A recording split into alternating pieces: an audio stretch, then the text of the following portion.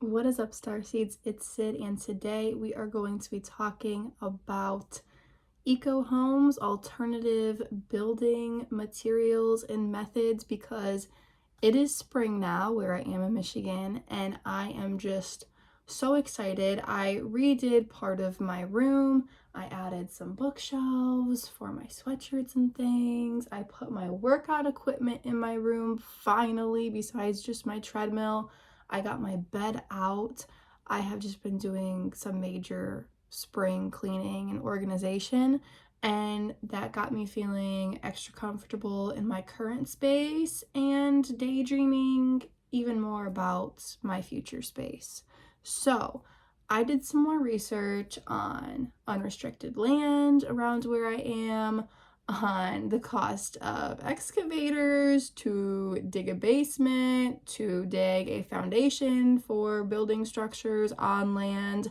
And I looked more into cob, adobe, rammed earth, all of these different building methods, organic cement and concrete, which does not seem that readily available. Maybe we'll talk about that more in the future. But I grazed the internet for it because you probably do need some form of concrete cement within the foundation, even if you are building a cob home, an adobe home, or something like that. You can use stone instead. You can use even like rubble trenches where you basically dig a trench and fill it with rubble. It is what it sounds like for the base of the walls of the home. This video is more so to spark your mind and give you my take and give you my initial research.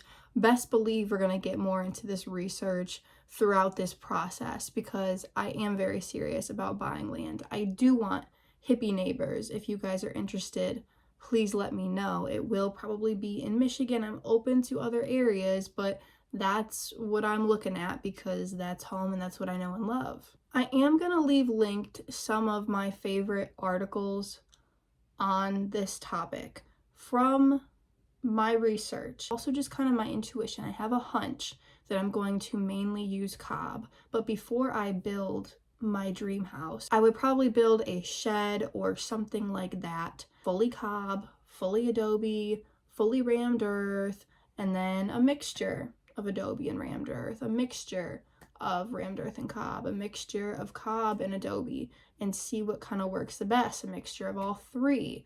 I would utilize stones in some. I would have probably different ratios of clay, sand, straw, because that's what cob is usually made out of. It's like 20 to 30% clay, 70 to 80% sand, incorporating straw in there too. That's how you make a cob house, it's literally just natural clay, sand, straw. You can usually find it in that local area. I looked up if it's available in Michigan. Online says it is. I'm sure you can get sand in Michigan. We're surrounded by lakes. Clay, I'm sure you can find in the ground somewhere. Straw, there's farms all around here. You gotta get the right ratio of those ingredients and you gotta foot stomp it.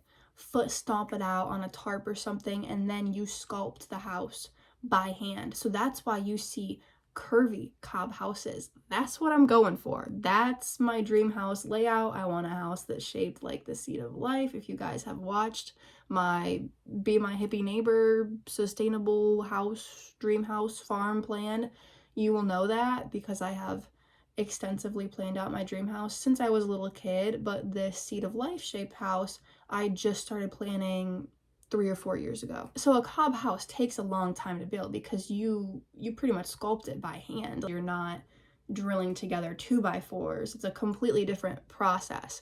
You still need some kind of solid foundation that's not all cob, and you want it on an angle so the water's running off. You don't want this house getting super duper wet. That's like the one thing about it. Same with adobe, literally same concept. It can't get that wet. You don't want that moisture, so you need good foundation, need good roof, getting the water away from it. That's really the only thing besides possibly the legalities of building something like this or financing it if that's an issue for you. People don't know what you're talking about when you say, hey, can I get a loan to build a house out of, clay? And they're like, what? Because adobe's also clay, except adobe, you make bricks out of mud, clay, you let them dry in the sun first, and you still can shape them. You can make a curvy house out of adobe. You more so see it with cob because there's not bricks involved. You're just making it as you go. Adobe, there's the bricks and you can shape the bricks. They're not like bricks that you see, on buildings downtown in your city or what your house is probably made out of. They're different. They're adobe bricks. They're made out of this mud clay material. I don't know if adobe is also made out of dung, poop, but there are houses made out of that. And they are also very strong, very resilient, can withstand earthquakes, fire. Like, it is amazing. Adobe houses, clay houses, rammed earth building techniques, they're ancient. They are much more durable than the mainstream houses. Best believe that, okay? And people are reverting back to this. It is cheaper to build a tiny house for sure out of cob or adobe or these other methods. People do like an earth bag home where you kind of fill these bags with dirt, earth, and make a house out of these earth bags. There's straw bale homes where the base of it, the structure is made from straw bales and you build around it. They're pretty durable too, probably not as durable as cob or adobe, but that's an option. There's also people who are making these like earthships. They're using recycled tires, recycled cans, all of these things that are seen as garbage. They're using it for the base structure of the walls of their home. And it's working. Obviously, that's going to be the cheapest way if you're willing to get your hands dirty and spend some time doing it, because these houses take a while to dry. If you're using clay, the clay needs to dry. So it might take a few months or even a year or a couple years to build a house. You need a long timeline. If it's a small house, you can get it done in a month if it's super small, but more of an average house will take probably 6 months to make. It can be longer if you're trying to build a cob mansion like I'm kind of trying to build. If you're willing to put in the time and effort, it sounds worth it. I'm still doing my research, I'm still figuring it out, but I think I can buy a plot of land and then save up to eventually get an excavator and gather the materials to start building structures on it. There are so many pros to these alternative home building methods. Sure, you can build a tiny house out of wood or whatever you want to build it out of, and it can be quick, easy, simple, cheap, and you can have everything you want. If that works for you, I love that for you. And I'll probably make some structures like that too, because I want to know how to make things like that. I also want to know how to build the most badass teepee ever, the most badass lean-to ever. I want to have a bunch of different tiny houses on my land. And if you guys want to live there, you can, as long as you're a good person and you're willing to contribute in some way to the community, you are welcome to. You can pick what weird alternative house you want. It was probably one of my practice houses, and if you're cool with that, I'm so cool with that. Or if you want to come contribute and build your own, if I have enough space, you most certainly can.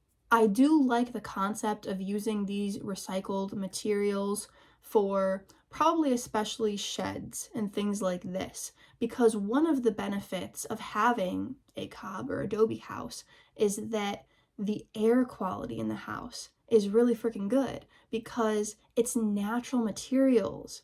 There shouldn't be any chemicals. There shouldn't be any weird stuff. The insulation isn't insulation like what's in the house I'm in right now.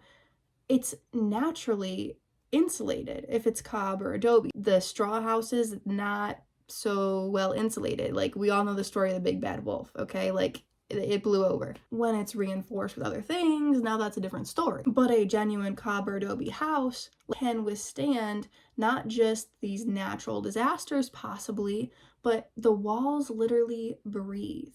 So the air quality is amazing. It's like a natural air filter for one, but also, like I said, there's not those chemicals in it. It's natural building materials that is prioritized when building these houses. Obviously, it's hippies like myself trying to build them, and they care about things like that. But if you're building a house out of clay from the earth, it's not the same as wood and insulation from Home Depot that is layered with a bunch of shit and who knows where it's from or who put it there or what big bad corporation is making money off of it that also own the hospitals and pharmaceutical companies. Don't get me started. Anyways, Them being naturally insulated means that in the summer, when it's naturally hotter, it actually is going to keep it cool from the night before. And during the nighttime, when it gets cooler, during the winter when it gets cooler, it's going to be naturally warmer. So most people who have cob or adobe houses don't have heat or AC. Where I am in Michigan, I will probably need something like that built in, so I will need to figure that out in the planning of it. We're not going to talk about energy systems in this video. There's alternative methods. Obviously, there's solar panels and things like this. I want to look more into that. I feel like there has to be other methods too that might be even better, especially for my situation. We shall see.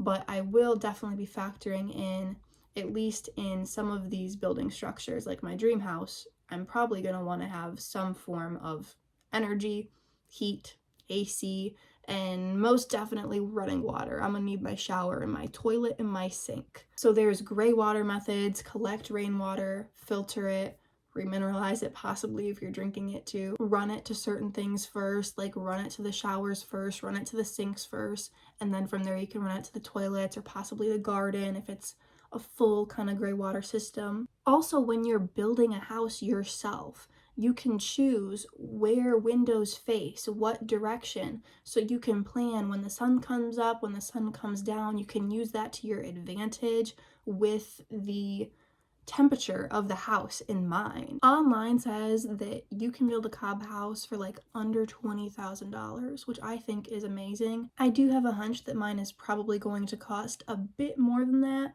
but it might only be that. We shall see. If you have a builder building it specifically for you, online says it can be like $150 to $300 per square foot. So that would be a lot of money. That would be about the same as a normal mainstream type of house. But if you're doing this yourself, or if you're doing this with some hippie neighbors, you can get it done yourself and you don't have any labor cost. It's literally just materials, and if you need kind of professional advice, some money for a consultation for that. But you can take building classes for things like this. I'm looking into that. There's a lot of things to consider, but I think the main reason why I want a house made out of natural materials is because I'm a natural person. I don't want all the weird chemicals. I don't want to buy things from major corporations. I want to use materials that are readily available in my area.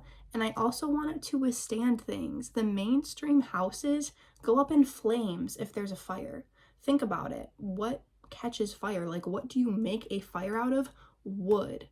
And we're making houses primarily out of wood. That just kind of blows my mind. Obviously, things like dirt, rock, clay don't catch fire as easy. Houses built out of clay, houses built out of cement withstand hurricanes, withstand earthquakes. They are amazing. The Great Wall of China was built using the rammed earth technique, and that has been around for a long, long time.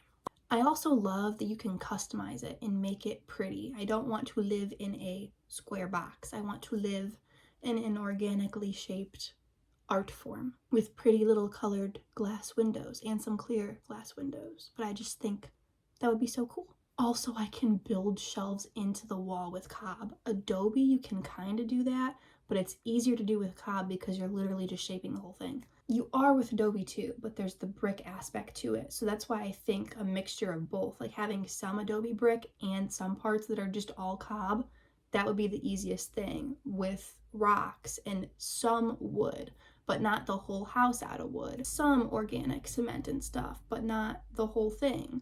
But man, that is a huge bonus, being able to just form shelves while you're forming the house instead of building a bunch of bookshelves, which by the way usually are like rectangular boxes, which I'm trying to avoid. I'm trying to make it more organic but also work for me, so it's fully customizable because you're building it. If you're doing it, it's going to be cheaper as long as you have the time to let it dry, because you need to let parts of this dry before you can add on to it. You need to let it dry before you can move into it, obviously.